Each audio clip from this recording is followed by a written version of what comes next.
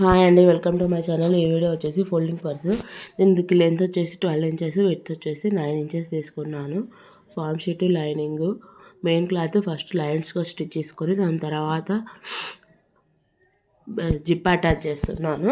9 inches zip attach చేసిన one side 2 times stitch చేసిన, stitch కరెక్ట్గా ఉండడం కోసము. దాని తర్వాత ఒక 2 inches main cloth, 3.5 inches lining cloth తీసుకొని ఆ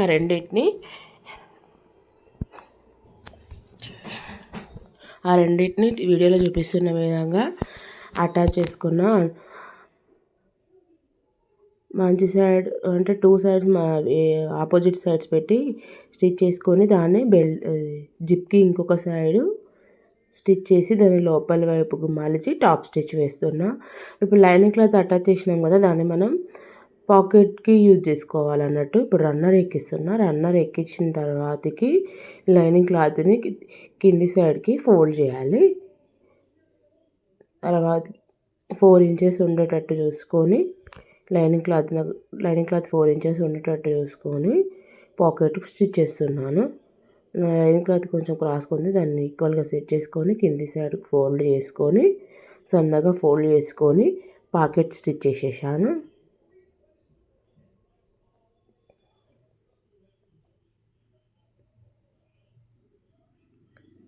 దీని తర్వాత వచ్చేసి ఇంకా నెక్స్ట్ అన్ని సైడ్స్ ఈక్వల్గా ఉన్నాయో లేవో చూసుకొని కట్ చేసుకొని ఇప్పుడు మనం ఫోల్డ్ చేసుకున్నాము.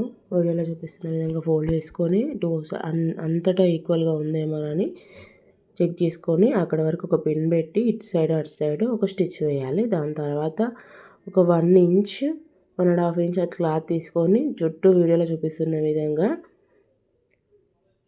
స్టిచ్ వేయాలి.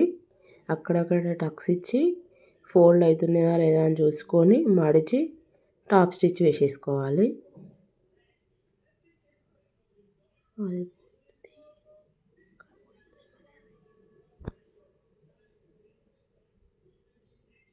నీట్గా సదురుకుంటూ స్టిచ్ వేసుకోవాలి.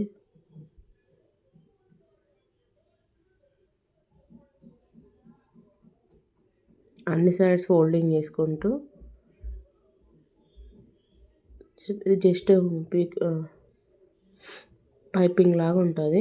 నెక్స్ట్ సెంటర్లోకి ఫోల్డ్ చేసుకొని ఒక 1 ఇంచ్ కిందకి మార్క్ చేసుకొని అక్కడ ఒక మార్క్ ఇచ్చి అది ఎగ్జాక్ట్గా ఎక్కడ కింది దానికి కూడా సెంటర్కి మార్క్ చేసుకొని అది ఎక్కడ ఎగ్జాక్ట్గా మ్యాచ్ అవుతుందో అక్కడ మార్క్ చేసుకొని వెల్క్రో అటాచ్ చేస్తున్నా. పైన సైడ్ ఎంత పీస్ అయితే యాడ్ చేసినామో అంతే పీస్ సేమ్ కింద సైడ్ కూడా కట్ చేసుకొని అటాచ్ చేసుకోవాలి.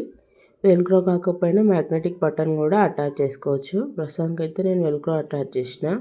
వెల్క్రో కూడా స్టిచ్ వేసిన, మార్క్ చేసిన ప్లేస్లో వెల్క్రోని పట్టుకొని నిమ్మలంగా 4 సైడ్స్ స్టిచ్ చేసిన.